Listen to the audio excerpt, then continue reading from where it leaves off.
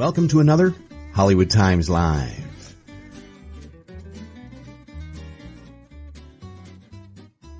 Tonight, Valerie, Milano, and other journalists interview Gina Gershon, Samantha Mathis, Harrison Thomas, and David Conrad.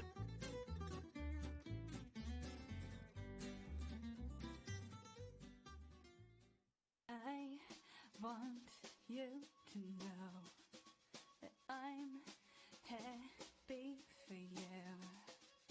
I wish nothing but the best for you both. I know the version of me. Is she perverted like me? Would she go down on you in a theater? Does she speak eloquently? And would she have your baby? I'm sure she'd make a really excellent mother. 'Cause the love that you gave every day wasn't ready for the day. For you to open wide. No. And every time you speak her name, does she know how you told me to come through till you died? Till you died, but you're still alive, and I'm here to remind. A Lifetime original movie. You do what I say, I promise. I'll take you home. Ripped from the headlines. I just want to get home to my kids. Let's go. Please don't hurt anyone. Never want to hurt anyone. Inspired by true events. Is he gonna hurt Mom? No, he is not. The entire county police force is on it. Just be useless. I can't just sit here and do nothing. From director Gina Gershon. You're gonna have to do this. I'm not done yet. You drive now! I can't keep driving you around, watching you hurt people! I need to record something. They'll be looking for us by now. Where is she? Stay up! Look at me. You don't have to die here. No. 12 Desperate Hours. Premieres Saturday, February 25th at 8. Only on Lifetime. Let's welcome our next panelists from 12 Desperate Hours, director Gina Gershon and stars Samantha Mathis, Harrison Thomas, and David Conrad. Welcome, you guys. Thank you. Hi. Hello. Hi. Our first question is going to be from So Unique magazine. Good morning, guys. Well, good afternoon. Hello. Hi, congratulations on the project. Thank you. Thank you. So I wanted to know, can you identify, this is for anyone that wants to answer, with Val and Mark's willingness to do anything to protect their family, even if it meant assisting the person that was holding their family hostage? Like, do you think that you would be able to mentally be able to do it? I mean, you hear stories about what mothers are capable of when their children are put in danger. They can lift cars off of people. I think that, are you asking if us ourselves could handle that kind of sacrifice? I think that human beings often surprise themselves and are capable of doing things they never would have expected when push comes to shove and people that they love are in danger. So I'd like to think that I would do whatever it took to keep my loved ones safe. Thank you. I agree. Yeah, and that's good answer. and that also, if you have the choice, which she in that scenario might not have had the choice to protect or not protect. It's a little different when you have a gun aimed at your head. You kind of make choices in a different fashion, I think. But yeah, Val's, I think, a very, very supportive mom, and everything she does is for the kids. Thank you. There's different kinds of people in the world, the people who would do that and the people who would not do that. And I think the character, I mean, and it's obviously based on a true story of Val, you know, kind of her super power is that she is very compassionate and very caring, and she does put people in front of herself. So, you know, at first when we see her not being able to, you know, stand up for herself, we're like, oh, brother. But then you realize, oh, wow, she grows within herself, but she is that sort of person. I would hope I would be that sort of person too. Thank you. Thank you. Our next question is going to be from Jay. Whoops, thank you very much. Hi, everyone. Samantha, my question's for you. So much of your work has come from TV in recent years. I thought your work on Billions was great. Can you talk a little bit about, can you talk about how TV, including this film, is furnishing you with the kind of material you want to do, perhaps vis-a-vis what feature films are offering you these days? Well, it's so interesting, isn't how the landscape of the media has changed so dramatically in the last 10 years. And I think what you see in television is the opportunity for women. There's just so much more opportunity for women to have leading roles than there is in feature films. You know, most of the movies that are, a lot of the movies that are getting made now are in the Marvel universe. And so I just think that there's more opportunity for nuanced character work in television. And who would have thunk in the 1990s it was the complete opposite. It was, I mean, not that television didn't have wonderful roles, but you just wanted to be in film. And now I think it's all about, you know, great television work. And that's where I'm being given the most interesting opportunities. Thank you. Thank you. Our next question is from Jamie Steinberg. Thank you all so much for your time. Samantha, this is such an intense role for you. How did you shake off a long day of filming and being at such a high level of adrenaline? Well, I had my dog with me, who was actually, as everyone here can attest, was with me at work. So she was an emotional support animal. And as Gina did, have her cat with her when we were. And I think having your animals with you just kind of brings you back down to the moment and gives you that love and that comfort and that sense of being at home, right? Because we were all in West Virginia, so we were all away from our homes. And so I felt really blessed to be able to have my dog and be able to come back to my little fake home, my hotel room, and just cozy up with my girl. Thank you. Thank you. Our next question is from Luanne Lee.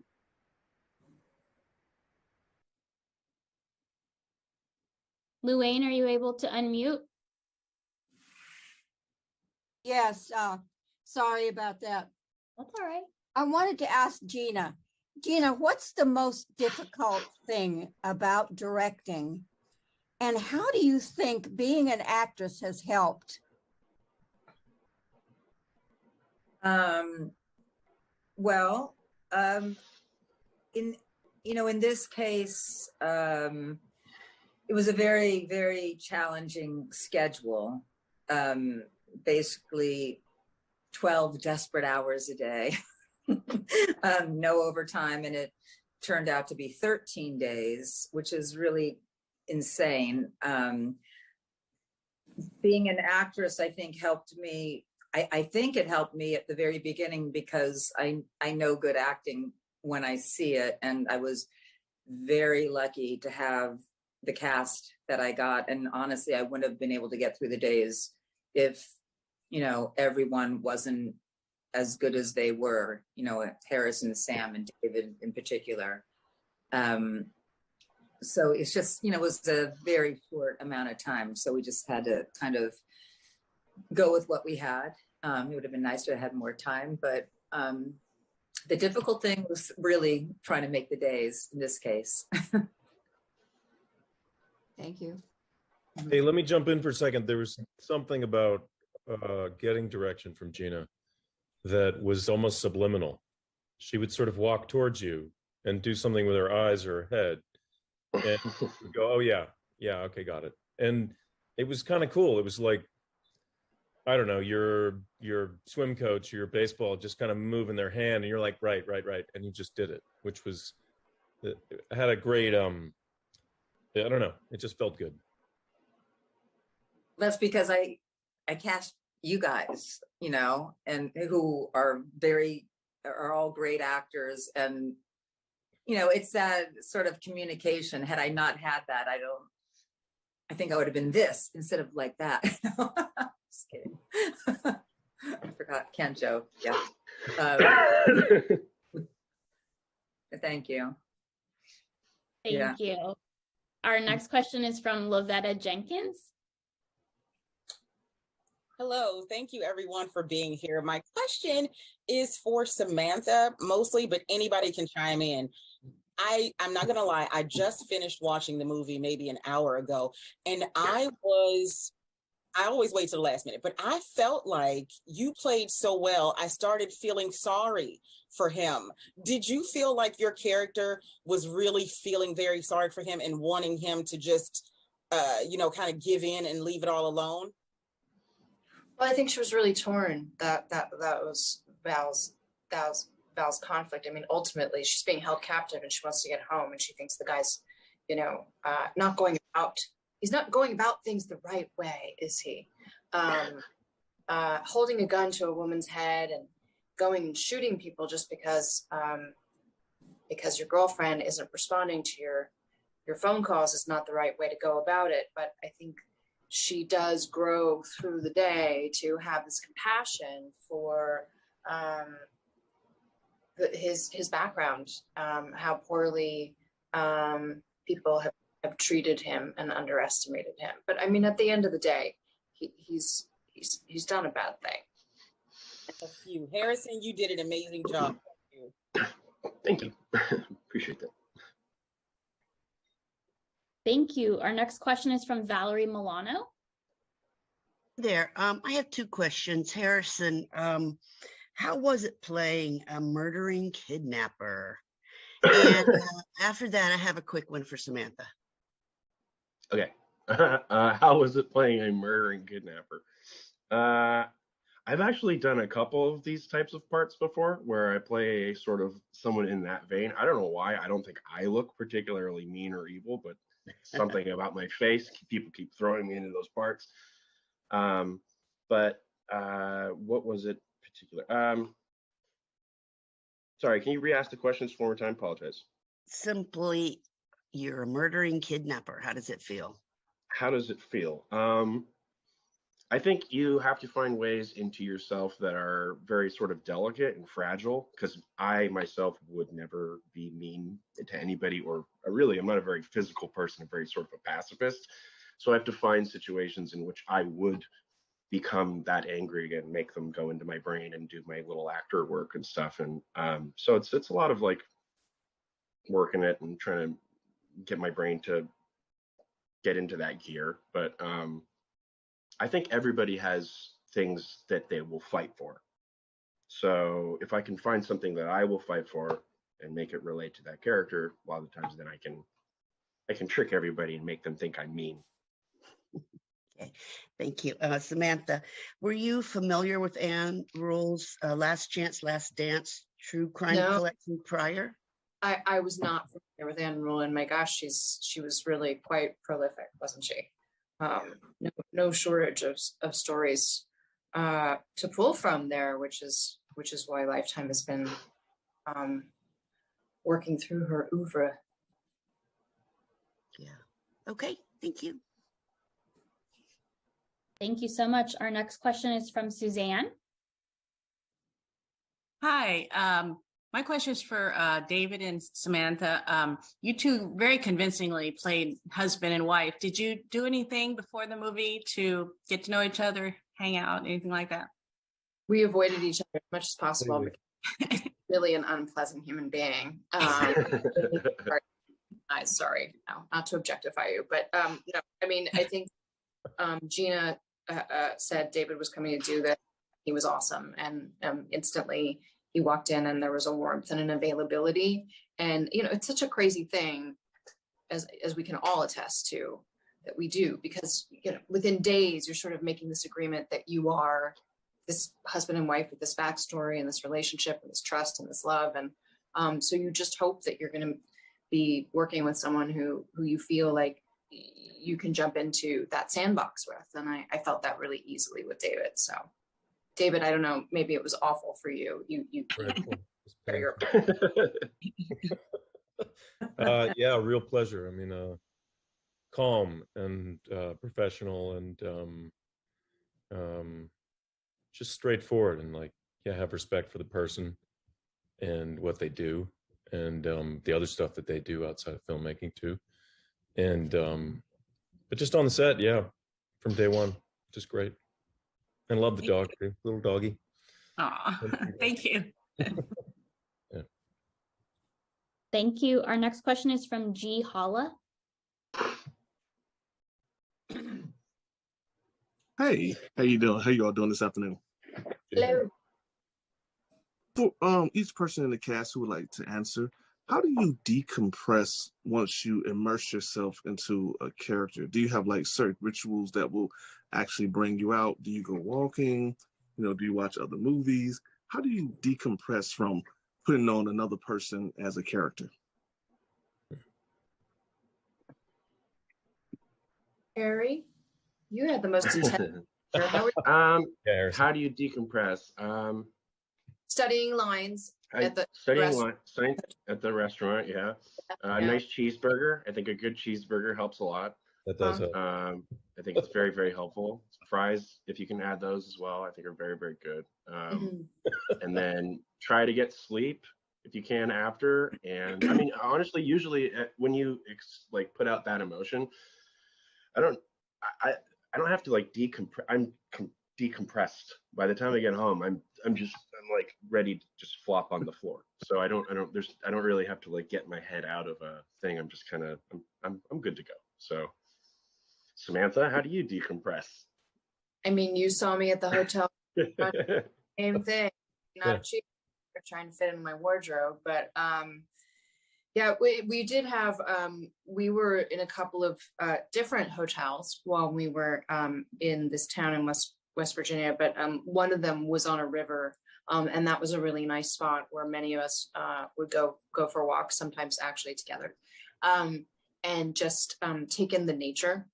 I think, you know, it's not just the character that you're decompressing from, but the intensity of being that with anywhere from 50 to 150 people, right? It's so much energy and input. And I mean, I can't imagine what it was like for you, Gina, because you're directing. So like, we're just in our lane of like focusing on our one character as opposed to focusing on like every aspect of movie making. But,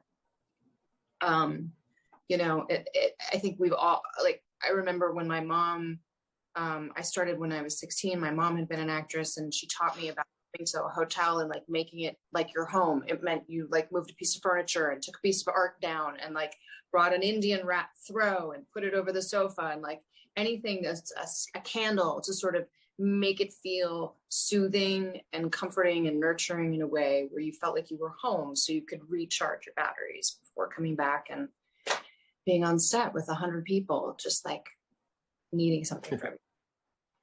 I mean, the biggest question is really honestly for Gina. I mean, for me, I mean, I don't know, it's going to sound a little weird, but like, I get off a set and I feel thrilled. I mean, I'm just, life is tough for me. When you're done acting, you're like, yeah, all right, that made sense. That was nice. I purged that, like, whatever. I got to cry. I yelled. I was compassionate. And you feel, it beats, scanning the internet and going shopping. So, otherwise, if I've been standing around all day, it's fun to go for exercise and do that. But honestly, like Samantha said, we're just kind of in our lane. Honestly, I don't know how a director who's got to handle every department and deadlines and producers and us does it. So, Gina, how do you decompress? I mean, as an actor, I learned long ago, I think it was David Mamet who said this to me. It was one of my teachers that basically like learn just to wipe your feet at the end of the day. There's been like at the beginning when you're acting, you're like, oh, I'm methody and I'm living through this. It's like, you're done, like do whatever you need to decompress because you need that energy. Like Sam, every day, that river walk was like heaven sent. I really walk and just try to chill out. There was, this was a very intense process for me because there just was not enough time. And there were so many, if I, all of a sudden you're, as the director, all of a sudden you're dealing with the costumes and the production design and, all those things, which I am very fussy with and quite controlling. So there was never any time it was a different sort of energy than acting. Cause I was just thinking about so many things. I was always happy when I saw Harrison at the bar having a burger. I'd be like, oh, I'm going to join in and have a burger with you. That was very nice. And, honestly, I really mean this, like, especially these three, it was, if it weren't for them, I at times I was very raw on the set for personal reasons. And also there's just so much stuff going on. And I really kind of relied on them. I'd go to Sam sometimes going, she's like, it's okay. I'm like, okay. I'm thinking, wait, I'm the director. I'm supposed to be the calming person, but these guys all calm me down at times. That kind of, I think the actor in me still would kind of, they felt like we were all doing this together. So really, that was the smartest thing I did, was casting them. But yeah, I mean, I like to take a bath, really, but there wasn't a bath at the hotel. So I took a river walk. Mm. Hey, you guys are amazing. I would still be in character at Walmart walking around. They probably look at me like well said, Jim. Thank you very much. Sure. Thank you. We have a question from mylifetime.com for Gina. Gina, how did you get involved in this project, and what challenges did you face directing such an intense film? Really out of the blue. I had done 2 Lifetime movies, miniseries before, and Tanya Lopez, who, is the head of Lifetime, she was always saying, I think you should be directing. And I was like, yeah. When I find something and it's the right time. And so she called me out of the blue. She's like, I want you need to be directing now. And it was very flattering. And to be honest, I'm like, I always imagine doing something that I found, I have a tendency to kind of going dark and weird and edgy and maybe too arty. But she sent me a few things and I didn't relate. And when she sent me this story, I actually really liked it a lot. And I found the characters to be very compelling. And I just said, I'd really like to do it, blah, blah, blah. I kind of told her the way I saw it. She's like, do whatever you want to do. She goes, you're not going to have this opportunity to do whatever you want to do. Cause it was a lower budget. And I just said, really? And she said, yeah. And so I said, okay. So I kind of jumped in, and, the challenging thing on any movie, but particularly in Lifetime films, you don't have a lot of time. And this was a very tight schedule, which got tighter due to, there was some electricity that we had to shut down the set 3 times. So that lost us a nice day and a half on a 15-day schedule. And old Harrison here broke his foot so badly that he couldn't put any weight on it. Nice job. And so we ended up really losing like on another half day because we had to work around him and shoot things in a different way.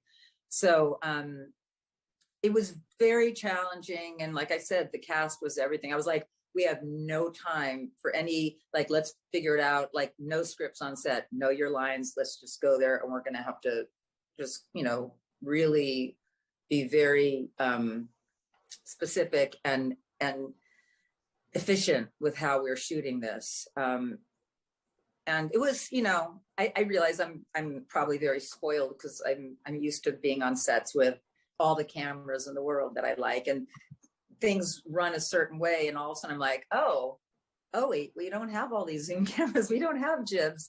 So it reminded me of being like at NYU, doing let's do a student film. It's like kind of guerrilla filmmaking, So it was that sort of energy. And it was challenging, but then I learned a lot in editing because, the things you can't get, you have to kind of almost redirect it. So to me, it was a great learning experience. I really enjoyed it. I'd love to have another opportunity to do it. And I'm very thankful to Tanya for, giving me the opportunity for Lifetime. Great. Thank you so much. This is the end of our panel for today. We want to thank everyone for coming out and joining us. Please tune in to 12 Desperate Hours on Saturday, February 25th at 8/7 Central, and stick around for our next panel. Thank you. Bye, everyone. Love Bye. you. You all.